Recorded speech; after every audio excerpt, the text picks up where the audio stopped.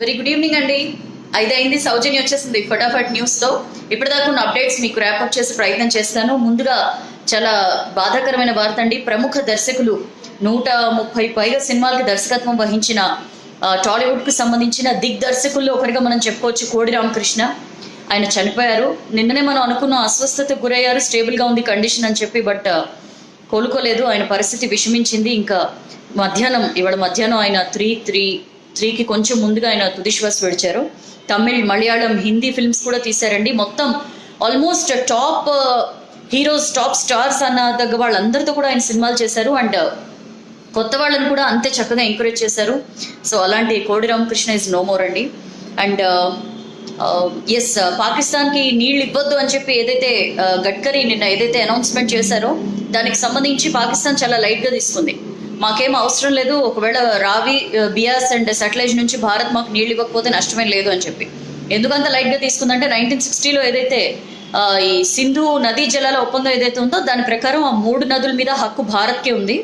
So Bharat మాకు నీళ్ళు ఇవ్వకపోతే వచ్చే నష్టమేం లేదని చెప్పి చాలా ఈజీగా తీసుకుంది. అండ్ రేపు తెలంగాణ అసెంబ్లీకి సంబంధించి డిప్యూటీ స్పీకర్ ఎన్నికకి నోటిఫికేషన్ రాబోతోందండి. మండే దీనికి సంబంధించి ఎన్నిక ఉంటుంది. ఆల్మోస్ట్ మనందరికీ తెలిసిందే, సికింద్రాబాద్ ఎమ్మెల్యే పద్మారావు గౌడ్ని అసెంబ్లీకి డిప్యూటీ స్పీకర్గా ఆల్మోస్ట్ ఆయన పేరు ఖరారైపోయింది. And Rahul Gandhi mostly Sabha start అయిపోయిందేమో, మీరు అందరూ లైవ్లో కూడా వస్తుండొచ్చు. తిరుమల వచ్చారు, ఇవాళ కాలినడకన తిరుమల శ్రీవారిని దర్శించుకున్నారు. తిరుపతిలో ఇప్పుడు సభ. ఏపీకి ప్రత్యేక హోదా భరోసా యాత్ర అని చెప్పి కాంగ్రెస్ ఒకటి స్టార్ట్ చేసింది. దానికి సంబంధించి ఇవాళ రాహుల్ గాంధీ వచ్చారు. మరి ఆయన ఏం మాట్లాడతారు? ఆబ్వియస్లీ ఏపీకి వచ్చారు అంటే ప్రత్యేక హోదా మీద మాట్లాడతారు. సో ప్రత్యేక హోదాకు సంబంధించి ఆయన ఎలాంటి అనౌన్స్మెంట్ చేస్తారు అనేది మాత్రం we have to see. And యూపీలో యాంటీ టెర్రరిస్ట్ స్క్వాడ్ ATS తనిఖీలు జరిగాయండి. 2 ముష్కరుల్ని పట్టుకున్నారు. వీళ్ళిద్దరూ కూడా సహరన్పూర్ జిల్లా దేవబంద్ ప్రాంతంలో దొరికారు. వీళ్ళిద్దరూ కూడా జైషే మహమ్మద్ తీవ్రవాద సంస్థకు సంబంధించిన సభ్యులు అని చెప్పి తెలిసింది. మై గాడ్, ఇంకా ఈ దాడులు తీవ్రమవుతాయండి దేశవ్యాప్తంగా కూడా.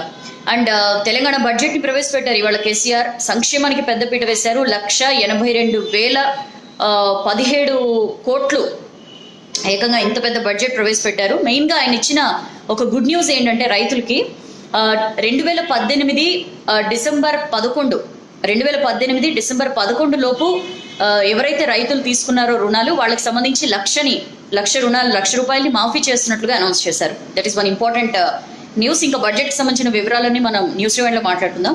కర్నూలులో వైసీపీకి పెద్ద షాక్ తగిలే అవకాశాలు కనిపిస్తున్నాయండి. ఎందుకంటే ఎమ్మెల్యే గౌరు చరితకి పాణ్యం టికెట్కి సంబంధించి ఏమీ క్లారిటీ ఇవ్వలేదు వైసీపీలో అని చెప్పి ఆమె అలిగారు. దట్టు కాటసాని రాంభూపాల్ రెడ్డి వైసీపీకి వచ్చిన తర్వాత కొంచెం వీళ్ళకి ప్రాధాన్యత తగ్గింది అని చెప్పి కూడా గౌరు దంపతులు ఇద్దరు ఫీల్ అవుతున్న నేపథ్యంలో మోస్ట్ ప్రాబబ్లీ వాళ్ళు వైసీపీని వీడుతారని చెప్పి వార్తలు వస్తున్నాయి.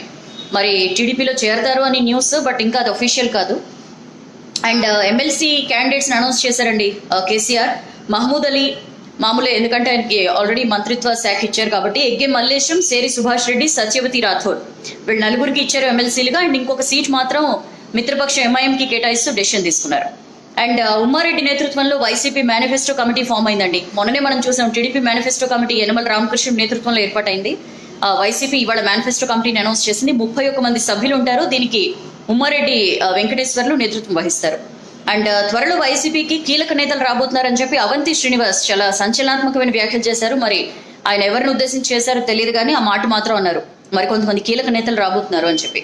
అండ్ కేంద్ర స్కీమ్స్ని తనవుగా ప్రచారం చేసుకున్నారు చంద్రబాబు. ఆయన్ని స్టిక్కర్ బాబు అని చెప్పి అనాలి అని చెప్పి తీవ్రమైన వ్యాఖ్యలు చేశారు ఎంపీ జీవీఎల్ నరసింహారావు. వచ్చే నెలలో కేంద్రం రైతుల అకౌంట్స్లో 2,000 వేస్తుంది, అది తెలిసే కావాలని చెప్పి అన్నదాత సుఖీభవ అనే స్కీమ్ని తీసుకొచ్చారు అని చెప్పి ఎప్పట్లానే జీవీఎల్ విమర్శించారు. అండ్ ఇంపార్టెంట్ అనౌన్స్మెంట్ అంటే వచ్చే నెల అంటే మార్చి 7, 10 తేదీలోపు సార్వత్రిక ఎన్నికల షెడ్యూల్ రిలీజ్ అయ్యే ఛాన్సెస్ కనిపిస్తున్నాయండి. కేంద్ర ఎన్నికల సంఘం భారీ కసరత్తు చేస్తోంది దీనికి సంబంధించి. AP, Arunachal Pradesh, Odisha, Sikkim and Jammu and Kashmir మొత్తం ఈ 5 చోట్ల కూడా సార్వత్రిక ఎన్నికలతో పాటే అసెంబ్లీ ఎన్నికలు కూడా జరుగుతాయి. మార్చి 6న కేబినెట్ భేటీ ఉంటుంది. That will be the last cabinet భేటీ అనమాట. అందులో చాలా కీలకమైన డెసిషన్స్ తీసుకునే అవకాశం ఉంది.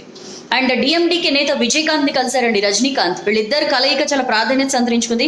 అఫ్ కోర్స్ రజనీ సైడ్ నేను కంటెస్ట్ చేయట్లేదు ఎలక్షన్స్లోని, కానీ పరామర్శించడానికి వెళ్ళాను విజయకాంత్ అని చెప్పి ఆయన బయటికి చెప్పినా కూడా సంథింగ్ ఈస్ కుకింగ్ బిహైండ్. ఎందుకంటే ఈ DMDK అన్నా DMK అండ్ బీజేపీ కూటమితో కలిసి ఎన్నికలకు వెళ్దామని అనుకుంది. బట్ సీట్ షేరింగ్లో ఎక్కడో తేడా వచ్చి DMDK స్టేట్ బ్యాక్ అనమాట. ఈ నేపథ్యంలో రజనీకాంత్ వెళ్ళి కలవడం అనేది కొంచెం ప్రాధాన్యత సంతరించుకుంది. చూద్దాం మరి కలయిక దేనికి కారణమవుతుందో. అండ్ ఎస్, మార్చి 23 నుంచి IPL 12 స్టార్ట్ కాబోతోంది కదా.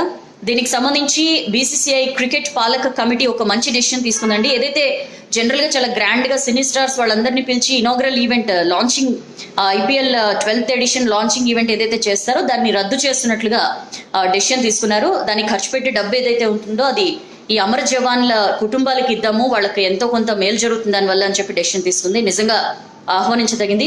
ఇప్పటిదాకున్న వార్తలు ఇవి.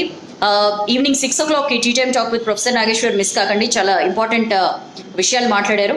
అండ్ యాజ్ యూజువల్ గా 8:30 న్యూస్ ఈవెంట్ లో కలుద్దాం. This is Soujanya signing off.